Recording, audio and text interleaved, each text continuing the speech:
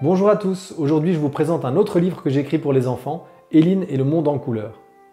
C'est l'histoire d'une petite fille qui s'appelle Éline, qui vit dans un monde où il y a 3 villes différentes. Chaque ville voit le monde d'une certaine manière, une purement scientifique, une religieuse et une plus avec les esprits de la nature. Au fur et à mesure qu'elle visite les 3 villes différentes, Éline se rend compte de la richesse qu'il y a à voir le monde de différentes manières.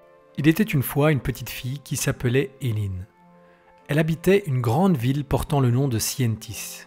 C'était une cité où vivaient des gens très intelligents. Ils faisaient beaucoup d'expériences, testaient beaucoup d'idées différentes, et puis créaient plein de super gadgets qui faisaient des choses extraordinaires. Il y avait des robots qui aidaient les gens dans leurs tâches quotidiennes, des voitures qui se conduisaient toutes seules, et des maisons qui ouvraient les portes et allumaient les lumières quand on leur demandait poliment.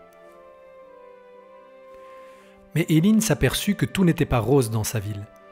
Les habitants avaient très peur de la mort. Beaucoup d'entre eux étaient équipés d'un appareil qui créait un champ de force autour d'eux afin que rien ne vienne les blesser par hasard. Certaines personnes vraiment craintives utilisaient des bonbonnes d'oxygène pour éviter de respirer le même air que les autres. D'ailleurs, personne ne se donnait de bisous ni ne se faisait de câlins.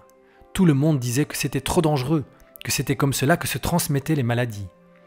Et lorsque quelqu'un venait à mourir, c'était un drame d'une tristesse inimaginable.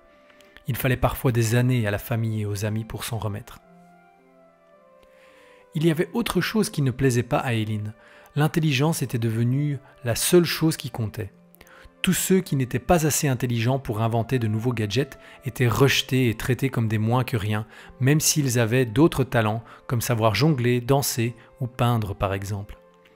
De plus, avec l'arrivée des robots intelligents qui obéissaient au doigt et à l'œil, les gens s'étaient progressivement débarrassés des animaux qui, contrairement aux robots, demandaient trop d'attention, étaient trop sales et pas assez obéissants.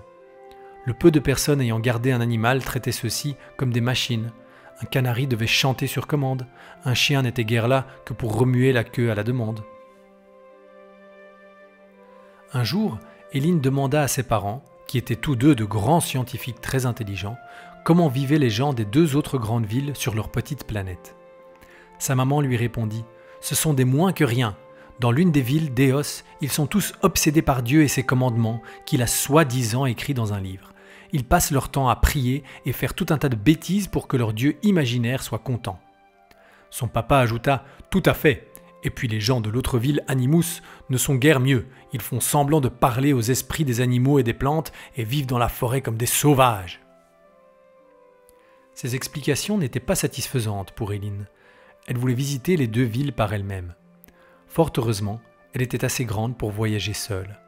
Malgré l'opposition de ses parents, elle prépara son sac et monta dans une voiture autonome qui l'emmena jusqu'à la frontière de la ville de Déos.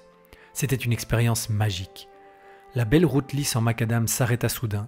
De l'autre côté d'une barrière commençait une route en pavé. Sur le côté de la route, il y avait un grand animal qui était attaché à une sorte de voiture en bois, avec de grandes roues et un monsieur assis à l'avant. Il est disponible sur Amazon et sur publierunlivre.com. J'espère qu'il vous plaira.